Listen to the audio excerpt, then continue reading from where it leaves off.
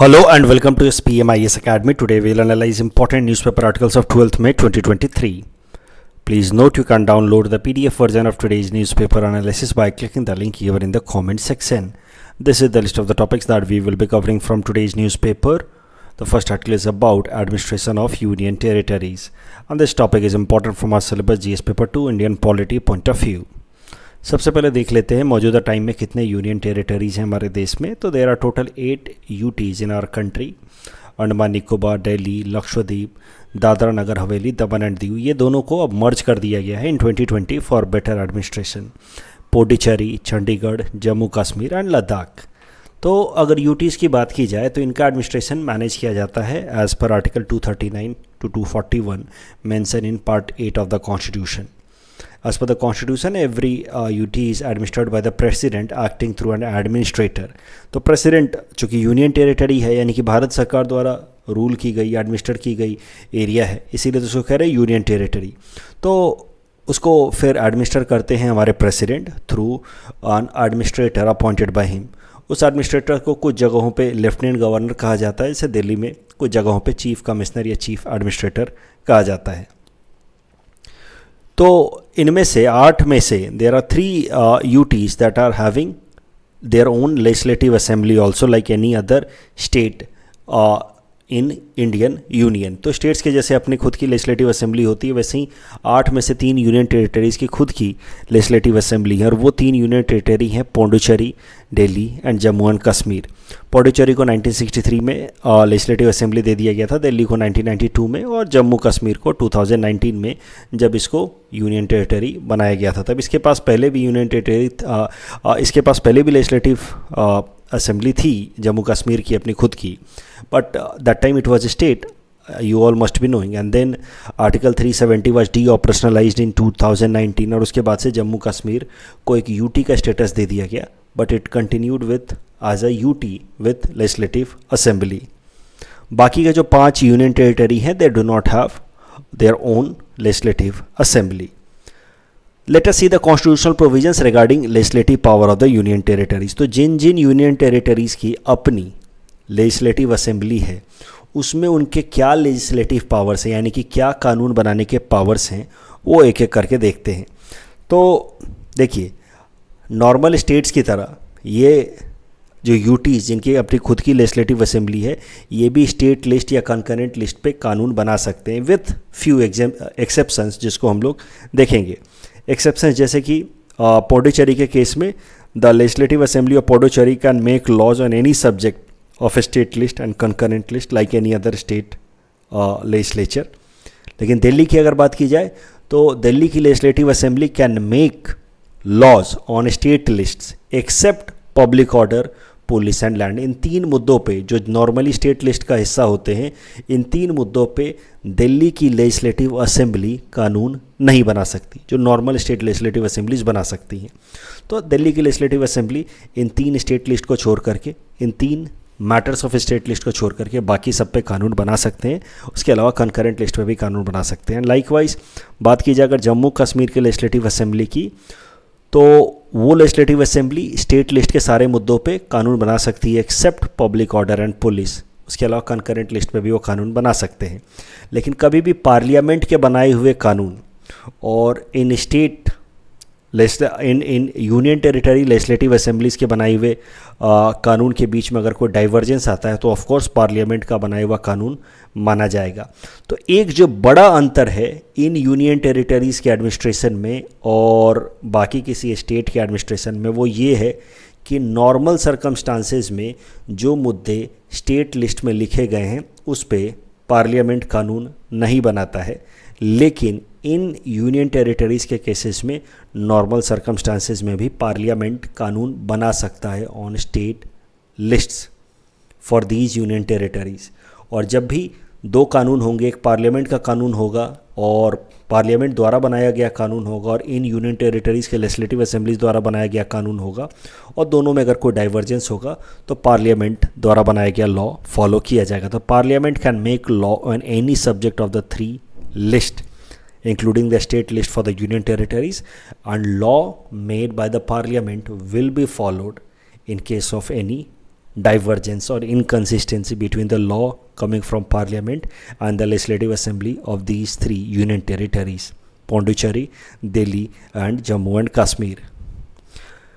मौजूदा जो आर्टिकल है that is associated with Delhi, तो दिल्ली से रिलेटेड कुछ कॉन्स्टिट्यूशनल प्रोविजंस को डिटेल में देख लेते हैं. दिल्ली के अंदर दिल्ली की जो यूनियन टेरिटरी है उसका लेजिस्लेटिव असेंबली बनाने का जो फैसला किया गया that was done as per 69th amendment act of the constitution, जिसकी मदद से दो आर्टिकल इंसर्ट किए गए हमारे कॉन्स्टिट्यूशन में. Article 239AA and 239BB were introduced into the constitution as a result of 69th amendment act, जिसकी मदद से दिल्ली की अपनी खुद की लेजिस्लेटिव असेंबली बना दी गई.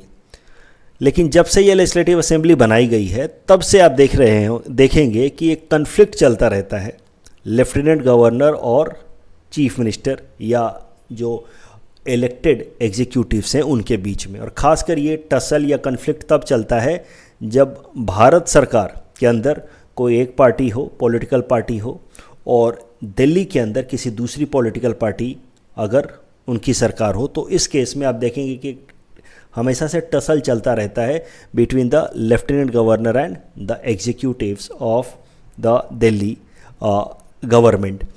तो हाल फिलहाल में ये जो टसल है lieutenant governor and chief minister of Delhi वो काफ़ी ज़्यादा बढ़ चुका है, जो क्योंकि वहाँ पे दिल्ली में जो पार्टी जिन पावर में है, जिनकी सरकार है, वो है आम आदमी पार्टी.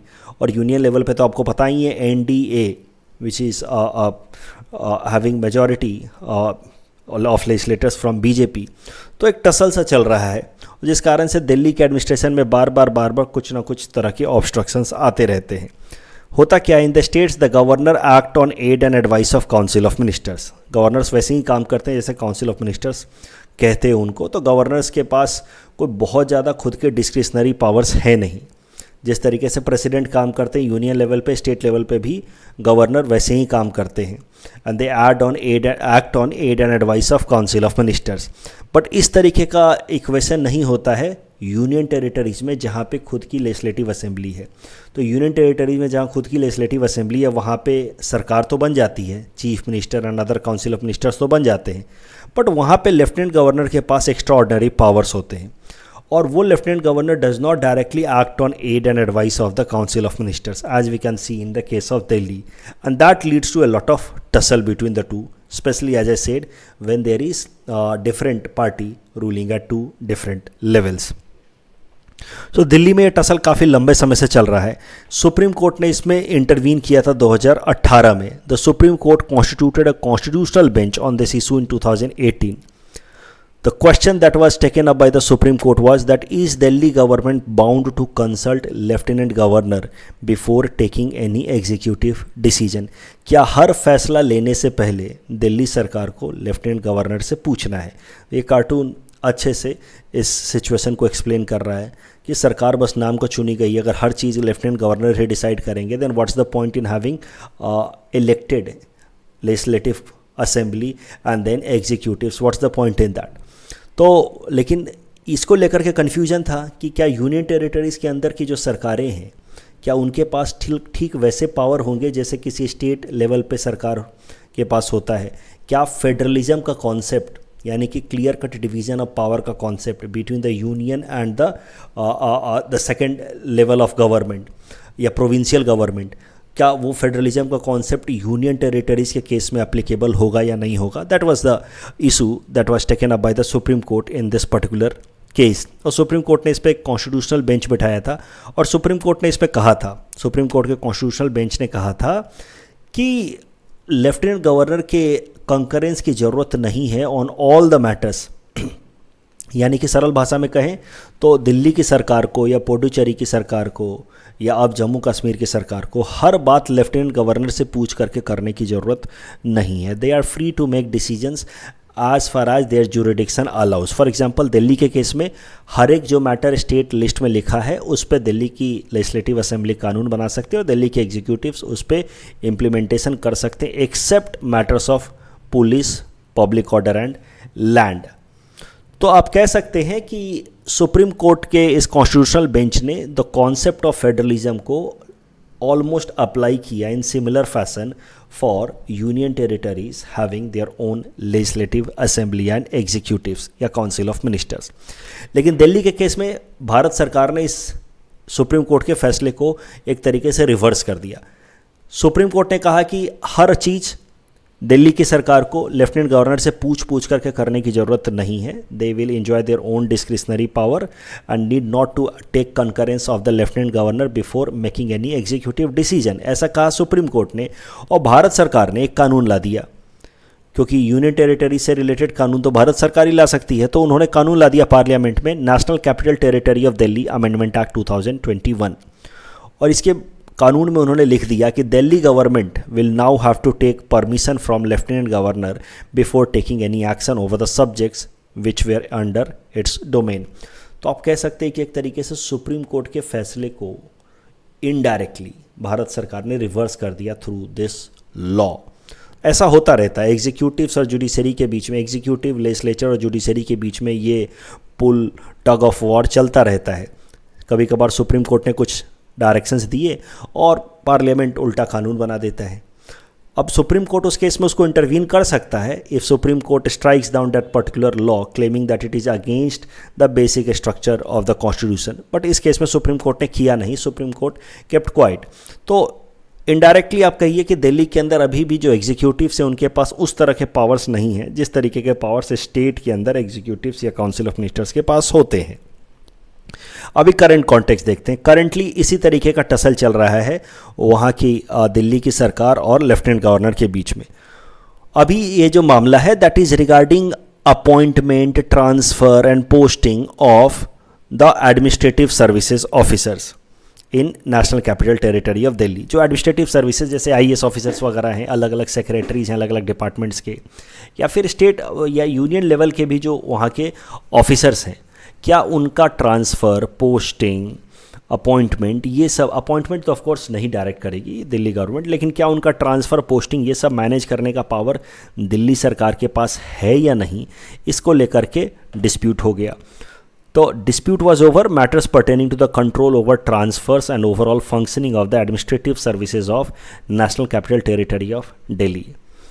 तो ये डिस्प्यूट भी वापस से सुप्रीम कोर्ट में पहुंचा और सुप्रीम कोर्ट ने इस पर 5 जजेस का कॉन्स्टिट्यूशनल बेंच बिठाया और फिर से सुप्रीम कोर्ट ने लगभग पुराना फैसला दोहराते हुए ही कहा है कि the Delhi government will have legislative and executive control over administrative services in national capital territory of Delhi except with regard to public order, police and land. Of course in 3 मुद्दों पे, वैसे ये 3 स्टेट लिस्ट के मुद्दे हैं, लेकिन इन 3 मुद्दों पे तो दिल्ली लेजिस्लेटिव असेंबली का अधिकार है नहीं, तो इस कारण से इन 3 मुद्दों पे दिल्ली एग्जीक्यूटिव बॉडी या दिल्ली काउंसिल ऑफ मिनिस्टर्स का भी पावर नहीं होगा। अदरवाइज बाकी सारे मामलों में दिल्ली की एग्जीक्यूटिव कंट्रोल, दिल्ली सरकार का एग्जीक्यूटिव कंट्रोल होगा।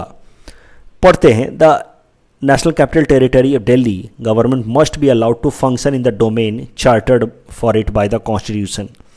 Union and national capital territory of Delhi share a unique federal relationship. तो सुप्रीम कोर्ट के इस फैसले में वर्ड इस्तेमाल किया गया है फेडरल, यानी कि the concept of federalism, clear cut separation of power between the union and the provincial government. ये concept applies even in case of union territories having legislative assembly. ऐसा इस सुप्रीम कोर्ट के फैसले से हमें समझ आता है। तो federal word has been used for this particular case also. Supreme Court ने यह भी कहा, it pointed out that if officers stop reporting to the ministers और do not follow their instructions, the principle of collective responsibility will be affected. Collective responsibility का concept आप समझते हैं, I hope, कि पूरी की पूरी जो एग्जीक्यूटिव बॉडी होती है it is answerable, accountable to the legislative body, right. और अगर एग्जीक्यूटिव जो हैं वो अपना काम ईमानदारी से नहीं कर पा रहे हैं तो लेजिस्लेटिव बॉडी एग्जीक्यूटिव्स के खिलाफ नो कॉन्फिडेंस मोशन ला सकती हैं, और अगर वो नो कॉन्फिडेंस मोशन पास हो जाता है तो उस केस में एग्जीक्यूटिव्स को रिज़ाइन करना होगा। That is how collective responsibility is ensured और fixed on the floor of any legislative body, right. तो एग्जीक्यूटिव्स के अंदर सिर्फ और सिर्फ मिनिस्टर्स तो आते नहीं हैं, मिनिस्टर्स के नीचे फिर तमाम सेक्रेटरीज या एडमिनिस्ट्रेटिव ऑफिसर्स भी आएंगे। अब अगर ये एडमिनिस्ट्रेटिव ऑफिसर्स या सेक्रेटरीज मिनिस्टर्स की बात ही ना सुने तो फिर ये जो पूरा का पूरा एग्जीक्यूटिव बॉडी है, जिसमें पॉलिटिकल एग्जीक्यूटिव और परमानेंट एग्जीक्यूटिव्स दो पार्ट होते हैं, अगर परमानेंट एग्जीक्यूटिव्स पॉलिटिकल एग्जीक्यूटिव्स की बात ही ना सुने तो फिर रिस्पॉन्सिबिलिटी, कलेक्टिव रिस्पॉन्सिबिलिटी कैसे इंश्योर होगी? आखिर जो मिनिस्टर्स हैं वो अपना काम कैसे करा पाएंगे? वो कैसे लेजिस्लेचर्स के सामने जवाब दे पाएंगे कि उन्होंने कोई काम किया या कोई काम ईमानदारी से क्यों नहीं कर पाए? So that idea of collective responsibility is important in this case. A separate question in mains can be asked on the concept of collective responsibility, individual responsibility in parliament, और collective responsibility का failure होगा अगर जो administrative officers हैं या permanent executives हैं वो political executives की बात ना माने तो। ऐसा कहा है सुप्रीम कोर्ट ने इस पर्टिकुलर केस में। अभी इस तरह का सवाल मान लीजिए पूछा जा सकता है मेंस में, what are the reasons behind creation of union territories? आखिर यूनियन टेरिटरीज बनाई ही क्यों गए? Mention some of the distinguished regulations for Union Territory of Delhi. Also critically analyze case of full statehood of Delhi.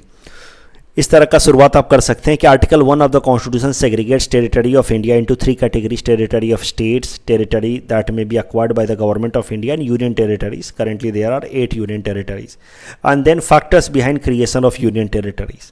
तो अलग अलग union territories के creation के पीछे अलग अलग फैक्टर्स हैं। जैसे चंडीगढ़ के क्रिएशन के पीछे फैक्टर है conflict between states of Punjab and Haryana.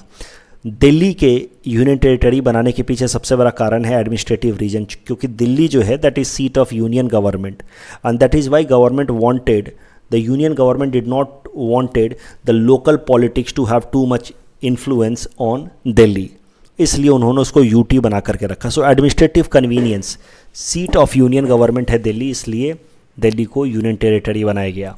बात की जाए अगर दादरा नगर हवेली की, दमन दीव और पौंडीचेरी की, सो इनको यूनियन टेरिटरी बनाया गया because of their cultural distinctiveness. Lakshadweep and Andaman Nicobar इनको बनाया गया बिकॉज ऑफ स्ट्रैटेजिक इंपॉर्टेंस। तो ये इतने इंपॉर्टेंट हैं, इंडियन ओशन में ये आइलैंड्स हैं, इस पे भारत सरकार सीधा सीधा खुद का कंट्रोल रखना चाहती है, इनको लोकल पॉलिटिक्स से फ्री रखना चाहती है ताकि इंडिया की जो स्ट्रैटेजिक इंटरेस्ट है वो प्रोटेक्ट होकर के रह सके। जम्मू कश्मीर और लद्दाख इनको यूनियन टेरिटरी बनाए रखने के पीछे अलग अलग कारण है, वेरियस फैक्टर्स। स्ट्रैटेजिक इंपॉर्टेंस तो हैं ही, पाकिस्तान और चाइना से बॉर्डर शेयर कर रहे हैं, कल्चरल डिस्टिंक्टिवनेस भी है और एडमिनिस्ट्रेटिव कन्वीनियंस भी है।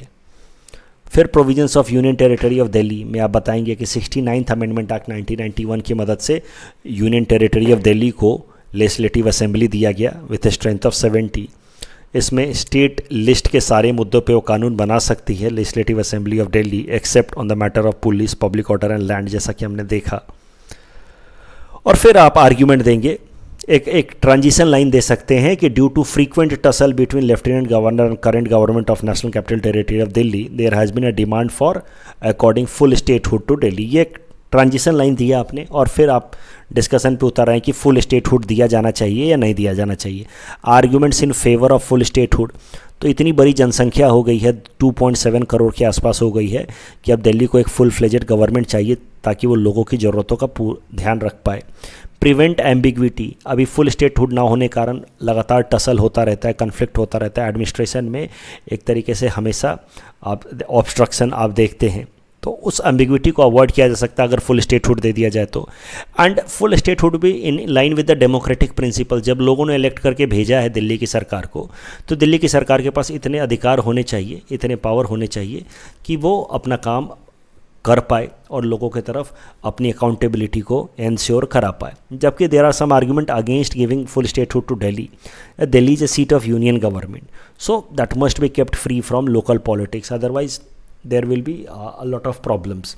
राइज ऑफ रीजनलिज्म, अगर दिल्ली को हमने यूनियन टेरिटरी से फुल स्टेटहुड दिया तो फिर जम्मू कश्मीर में, लद्दाख में, पौंडीचेरी में हर जगह फिर इस तरह के डिमांड उठ सकते हैं। Son of the soil doctrine या रीजनलिज्म बढ़ सकता है। That is another area of concern behind giving full statehood to Delhi. आप कंक्लूजन कुछ ऐसा लिख सकते हैं, हमेशा आप कभी भी एक्सट्रीम सजेशन से बचिएगा। तो इस केस में भी एक मॉडरेट सा कंक्लूजन लिख दीजिए कि solution to the ongoing tussle between union government and government of Delhi should not be full statehood in one go, एक बार में तो फुल स्टेटहुड नहीं दिया जा सकता, लेकिन हाँ क्या किया जा सकता है, there should be gradual transfer of power along with capacity building of the government of Delhi. And फिर आप लिख देंगे the directives given by the constitutional bench of supreme court in this regard should act as guiding principles. इस topic के basis पे prelims practice question भी हमने आपको दे रखा है, please attempt this question and you can submit the answer in the comment section. The next article is about Indian ocean conference and this topic is important from our syllabus GS paper 2 Indian international relations point of view. So current news ये है कि Bangladesh is hosting 6th Indian ocean conference from today itself. 2 दिन का conference है ये, बांग्लादेश के capital city Dhaka में होगा इंडियन ओशन कॉन्फ्रेंस। नाम से जैसा आपको पता चल रहा है, the purpose of this conference is to strengthen relation between the countries sharing its coast in the Indian ocean. Theme of the Indian ocean conference is peace, prosperity, partnership for resilient future. The first edition of Indian Ocean Conference was held in Singapore in 2016.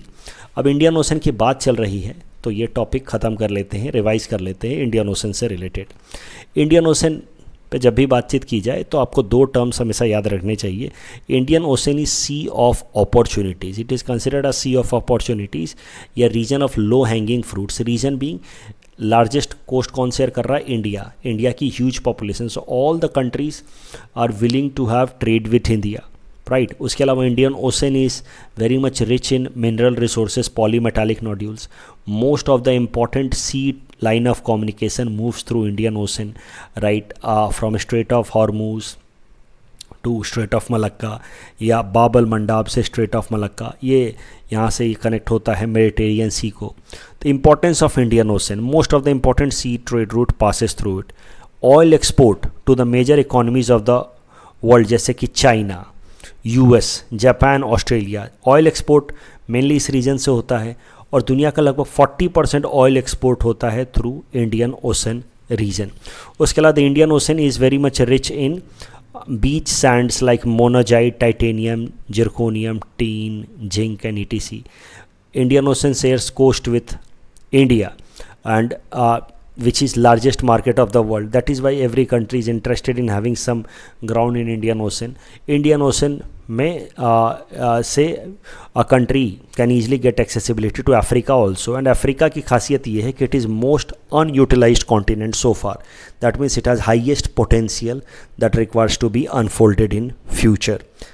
That is why it is said that Indian Ocean is a zone of high opportunity या low hanging fruits. लेकिन हाँ, Indian ocean में there are many challenges also. Indian ocean की सबसे बड़ी challenge ये है कि इंडियन ओशन में ट्रेडिशनली तो कई सारे सुपर पावर्स का प्रेजेंस ऑलरेडी था। जैसे ट्रेडिशनली ब्रिटेन और फ्रांस ने कई सारे आइलैंड्स अक्वायर कर रखे थे, जैसे reunion island belongs with French, और ऐसे ही कई सारे आइलैंड्स हैं जो ब्रिटेन के पास भी हैं। Over a period of time US also has acquired many islands in the Indian Ocean to ensure its stay or presence in the Indian Ocean. For example, this Chagos Island, Diego Garcia Island, जहाँ पे US का naval base है Indian ocean के अंदर। तो ये सब traditional super power हैं जो इंडियन ओशन के अंदर जिनका प्रेजेंस ऑलरेडी है। छोटे छोटे जो आइलैंड्स पे अपने नेवल बेसेस बना करके रखते हैं, यूएस, ब्रिटेन, फ्रांस जैसे, ये ट्रेडिशनल सुपर पावर्स थे। And now China is also trying to have a greater say or a greater accessibility to the Indian Ocean through series of projects under One Belt One Road initiative या Belt and Road initiative, जैसे कि China Pakistan economic corridor के through या Gwadar port के through China is getting accessibility to Indian ocean. China Myanmar economic corridor, वहाँ से Kyaukphyu port of Myanmar से it is getting accessibility to Indian ocean. तो China through belt and road initiative is a new entry और a new super power that is trying to have its ground और से in the Indian ocean. And that is why you can say कि Indian ocean is indirectly turning into a zone of proxy war. India तो पहले से था ही, पहले से traditional powers भी थे, ब्रिटेन, फ्रांस, यूएस जैसे, और अब चाइना भी यहाँ पे अपने स्ट्रॉन्ग फुटहोल्ड बनाने की कोशिश कर रहा है। दूसरा प्रॉब्लम जो है वो है पायरेसी का इंडियन ओशन के अंदर। तो piracy mainly happens in these two reasons. एक तो सोमालिया, लॉलेसनेस है इस देश में, गवर्नेंस फेलियर है, इस कारण से सोमालिया के कई सारे लोग जो हैं वो पायरेसी में एंगेज होते हैं। और जो ऑयल ट्रेड रूट्स हैं पर्सियन गल्फ से या रेड सी से होते हुए, यहाँ के जो शिप्स हैं they are very much vulnerable to the piracies mainly originating from Somalia. उसके अलावा ये जो साउथ ईस्ट एशिया वाला रीजन है स्ट्रेट ऑफ मलक्का के आसपास, that is also very much prone और वल्नरेबल टू पायरेसी, इस तरह के पायरेट्स के कारण दिस एरियाज आर वल्नरेबल। तो आप मोटा मोटा कह सकते हैं कि threats in the Indian ocean could be categorize into two groups, state actors यानी कि यूके, यूएस, फ्रांस, ये ट्रेडिशनल सुपर पावर्स थे, and then new emerging power China, ये एक थ्रेट है, और दूसरा थ्रेट है नॉन स्टेट एक्टर्स है, मेनली दे आर पायरेट्स। अब देखो पायरेसी बढ़ने के कारण यूएनसीएलओज ने 2015 में high risk area, Indian ocean के अंदर high risk area zone declare किया है पायरेसी से रिलेटेड, और हाई रिस्क एरिया को बढ़ा करके 65 डिग्री ईस्ट, आप देखो लैटिट्यूड 65 डिग्री ईस्ट लॉन्गिट्यूड तक वो लेकर के आ गए थे, यहाँ तक high risk area because of the excessive piracy originating from Somalia. फिर बाद में इंडियन नेवी के स्ट्रॉन्ग इन्फ्लुएंस के कारण, इंडियन नेवी के काफ़ी ज़्यादा एफर्ट के कारण, प्रोएक्टिवनेस के कारण वापस से हाई रिस्क एरिया को घटा करके इस जोन तक लाया गया। हाई रिस्क एरिया, ध्यान से समझिए मैं क्या कह रहा हूँ। हाई रिस्क एरिया मतलब वो area which is highly vulnerable to piracy. तो हाई रिस्क एरिया जितना ज़्यादा इंडियन ओशन के नज़दीक, इंडियन कोस्ट के नज़दीक आता जाएगा, इंडिया के लिए उतना ही खतरा बढ़ता जाएगा, इंडिया के कंपनियों को इंटरनेशनल ट्रेड करने में उतनी ही तकलीफ होती रहेगी। So high risk area was up to this zone till 2015, and because of prompt action by Indian navy, high risk area has been again reduce to this level, ये डॉटेड लाइन तक reduce हो गया है। तो मुद्दा ये है कि इंडियन ओशन में there have been threats from state actors, there have been threat from non state actors, और इंडिया ने अपनी स्ट्रेंथ और अपनी पोजीशनिंग को और ज़्यादा स्ट्रॉन्ग बनाने के लिए इंडियन ओशन के अंदर कई सारे इनिशिएटिव्स लिए हैं। आप समझो, इस बात को ध्यान से समझो। India has special interest in Indian ocean, क्योंकि हम सबसे लंबा कोस्ट शेयर कर रहे हैं, लगभग 7500 किलोमीटर का कोस्ट शेयर कर रहे हैं।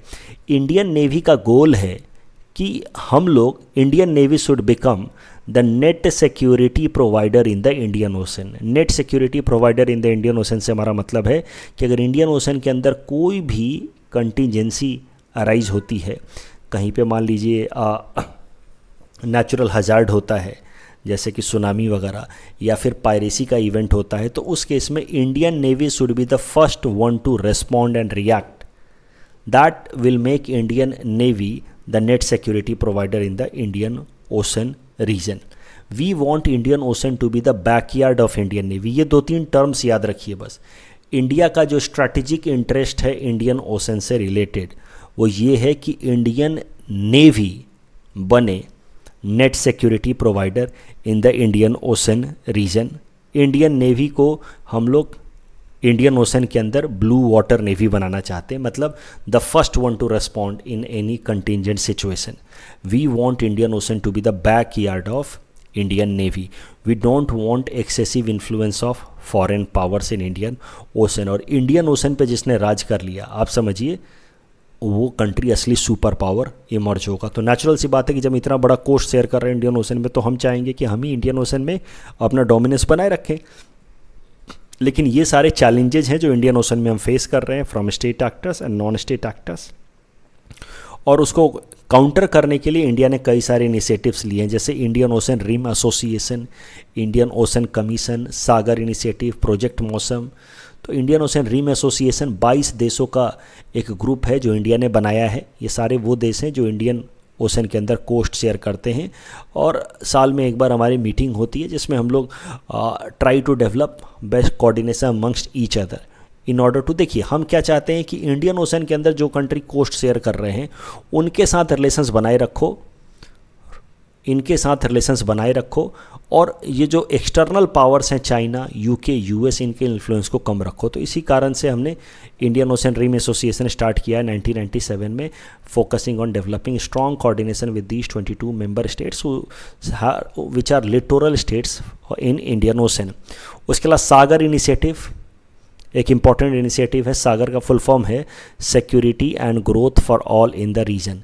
ये इनिशिएटिव स्टार्ट किया था हमारे प्रधानमंत्री नरेंद्र मोदी जी ने 2015 में, when he was on visit of 3 countries, Mauritius, Seychelles and Sri Lanka. तो इन 3 देशों के साथ, मॉरिशस, सेचिल्स और श्रीलंका, ये तीनों इंडियन ओशन के अंदर ये आइलैंड कंट्रीज़ हैं। तो तीनों के साथ अच्छे संबंध बना करके इंडियन ओशन के अंदर इंडिया के फुटप्रिंट को स्ट्रॉन्ग करने के लिए इंडिया लेकर के आया था Sagar initiative. Sagar initiative focusing on Mauritius, Seychelles and Sri Lanka. The goal is to deepen economic and security cooperations with these island countries. Project Mausam, project Mausam देखिए, चाइना अपना डोमिनेंस बढ़ाता जा रहा है पूरे दुनिया भर में through it's belt and road initiative. Indian ocean में भी उसने कई सारे पोर्ट्स बनाए हैं, जिसको कई सारे सिक्योरिटी एक्सपर्ट्स कहते हैं कि these ports are a way of encircling India, जिसको नाम दिया जाता है स्ट्रिंग ऑफ पर्ल्स। तो चाइना अपना डोमिनेंस इंडियन ओशन में बढ़ाने की कोशिश कर रहा है, लेकिन वो सीधा सीधा डायरेक्ट पावर का इस्तेमाल कर रहा है। तो बेल्ट एंड रोड इनिशिएटिव में वो पहले लोन देता है, फिर कंट्रीज़ का आर्म ट्विस्ट करता है, एक्सप्लॉइट करता है अगर वो लोन नहीं चुका पाते हैं। तो इसको कहा जाता है डेट ट्रैप डिप्लोमेसी या चेकबुक डिप्लोमेसी। तो चाइना का इस कारण से इमेज खराब हो रहा है।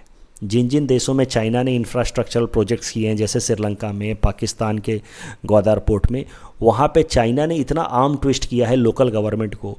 एक तो उसने चेकबुक डिप्लोमेसी का प्रैक्टिस करके पहले लोन दिया, बाद में इतने सारे कंडीशंस लगा दिए कि तुम्हें रॉ मटेरियल भी हमारे यहाँ से लाना है इस इंफ्रास्ट्रक्चर को डेवलप करने के लिए, तुम्हें जो प्रोफेशनल्स हैं वो भी हमारे देश से बुलाने हैं। तो जब लोकल देशों को फ़ायदा हुआ नहीं, जैसे श्रीलंका के केस में हम्बन तोता पोर्ट बनाया श्रीलंका ने, उनको खास फ़ायदा हुआ नहीं, तो इकोनॉमिक जब डेवलपमेंट हुआ नहीं, तो ये कंट्री जो है वो डेट ट्रैप में फंस गए। जब डेट ट्रैप में फंस गए तो इनके पोर्ट्स को चाइना ने 99 ईयर्स तक के लिए अपने ऊपर, अपने अंडर ले लिया। हम्बन तोता पोर्ट की मैं बात कर रहा हूँ। तो चाइना को लेकर के अलग अलग देशों में जो है परसेप्शन वो निगेटिव होता जा रहा है कि China is practicing a very strong exploitative economic policies. तो इंडिया इसका फ़ायदा उठा करके, चाइना का जब इमेज ख़राब हो रहा है अपने पैसे के कारण, जो एक्सप्लॉयटेटिव पॉलिसी अपना रहा है जिस कारण से उसका इमेज ख़राब हो रहा है, तो इंडिया इसको एक अपॉर्चुनिटी की तरह देखते हुए इंडिया ने स्टार्ट किया प्रोजेक्ट मौसम। प्रोजेक्ट मौसम में हमने किससे स्टार्ट करवाया? आप देखिए, भारत सरकार ने मिनिस्ट्री ऑफ कल्चर से प्रोजेक्ट मौसम स्टार्ट कराया और इसका मेन गोल है कल्चरल इंटरेक्शन बढ़ाने का the countries having coast in Indian ocean. तो चाइना जहां इकोनॉमिक पावर दिखा रहा है, हम लोग कल्चरल इंटरेक्शन बढ़ा करके अपना सॉफ्ट पावर मजबूत कर रहे हैं in order to counter China's growing influence in Indian ocean. तो project Mausam is India's reply to China's Belt and Road Initiative in Indian Ocean. Project Mosam is India's way of countering string of pearls notion. But we are not directly countering through, we are not meeting hard power with hard power. We are trying to focus on soft power, cultural connect with the Indian Ocean countries through Project Mosam. और इसी पे ये सवाल पूछा था UPSC ने 2015 में project मौसम से रिलेटेड ये सवाल कि क्या प्रोजेक्ट मौसम का कोई स्ट्रैटेजिक सिग्निफिकेंस भी है। मैंने यहाँ पे हिंट्स दे रखा है, आप इसको पढ़ करके आंसर कर सकते हैं। The next article is about deep ocean mission and this topic is important from our syllabus GS paper 3 science and technology point of view. Deep ocean mission ये 5 साल का प्रोजेक्ट है, 2021 से 2026 तक चलेगा। लगभग 4,077 करोड़ का ये प्रोजेक्ट है which will be implemented by ministry of earth science. काम क्या होगा, क्या ऑब्जेक्टिव है डीप ओशन मिशन का? तो नाम से जैसा आपको पता चल रहा है, ओशन के जो सी बेड एरिया है वहाँ से important poly metallic nodules, poly मतलब मैनी, मेटल्स के नोड्यूल्स होते हैं, इम्पॉर्टेंट मेटल्स के नोड्यूल्स जो सी बेड में मिलते हैं, उसको एक्सट्रैक्ट किया जाएगा थ्रू डीप ओशन मिशन। तो डीप ओशन मिशन का पर्पस ही है डीप सी रीजन को एक्सप्लोर करना, उसके अलावा वहाँ से ओशनिक रिसोर्सेज को एक्सट्रैक्ट करना, और उसके अलावा also understand the impact of climate change on the ocean. That is the purpose of deep ocean mission. तो डीप ओशन मिशन के अंतर्गत 2 चीज़ें की जा रही हैं। It has 2 specific projects. पहला तो एक डीसैलिनेशन प्लांट बनाया जा रहा है with help of tidal energy. तो टाइडल एनर्जी का इस्तेमाल करके डीसैलिनेशन यानी कि सलाइन वाटर को पोर्टेबल या ड्रिंकेबल बनाने के लिए एक प्रोजेक्ट लगाया जा रहा है अंडर डीप ओशन मिशन।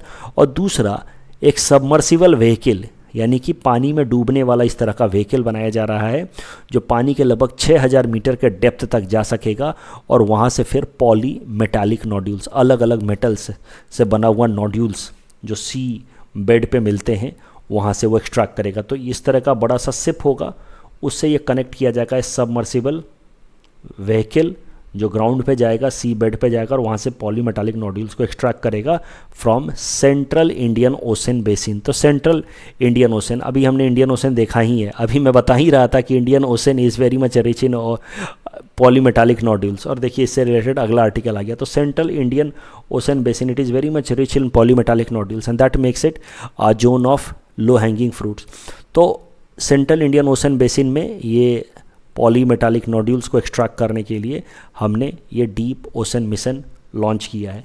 आप सोच रहे होंगे कि सर EEZ के बाहर तो हम लोग कोई भी कंट्री एक्सट्रैक्ट कर नहीं सकता पॉलीमेटालिक नोड्यूल, सी बेड से जो भी रिसोर्सेज हैं, सी बेड के जो रिसोर्सेज वो EEZ के आगे हम कैसे एक्सट्रैक्ट कर पा रहे हैं, इकोनॉमिक एक्सप्लोरेशन जोन के आगे, एक्सक्लूसिव इकोनॉमिक जोन के आगे हम कैसे एक्सट्रैक्ट कर पा रहे हैं।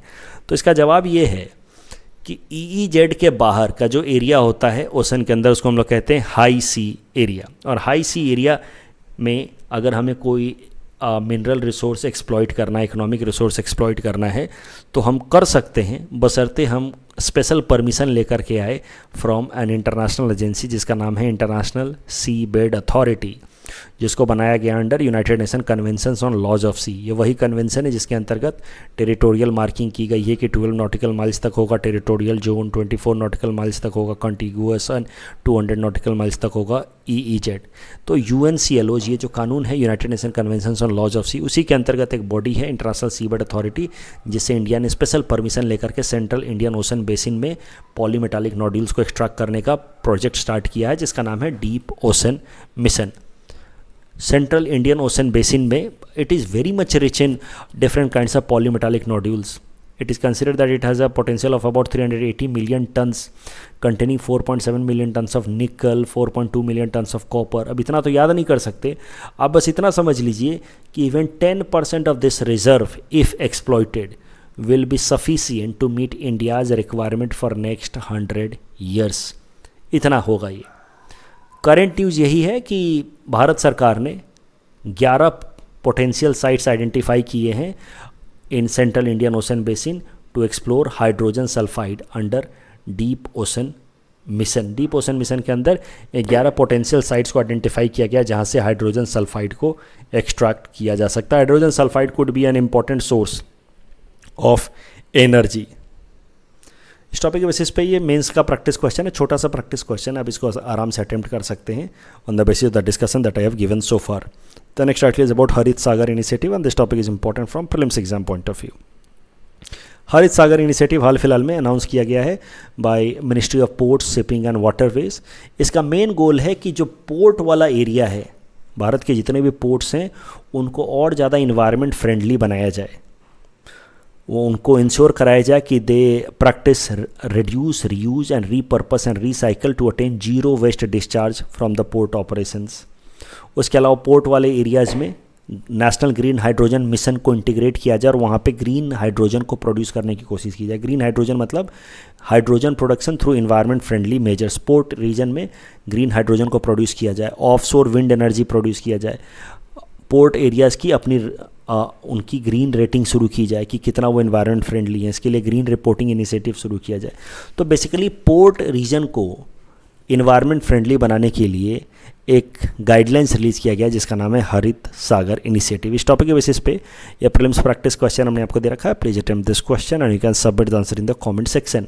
कल जो हमने आपको प्रैक्टिस क्वेश्चन दिया था उसका आंसर देख लेते हैं। Abraham accords associated with West Asia और इंडिया न्यूक्लियर प्रोग्राम से रिलेटेड दोनों स्टेटमेंट गलत हैं। 1974 में हमने अपने आप को न्यूक्लियर वेपन स्टेट डिक्लेयर नहीं किया था और इंडिया का जो नो फर्स्ट यूज पॉलिसी है that holds true even for the case of Pakistan. So both statements are wrong. That's all from our side for today. Thanks for watching.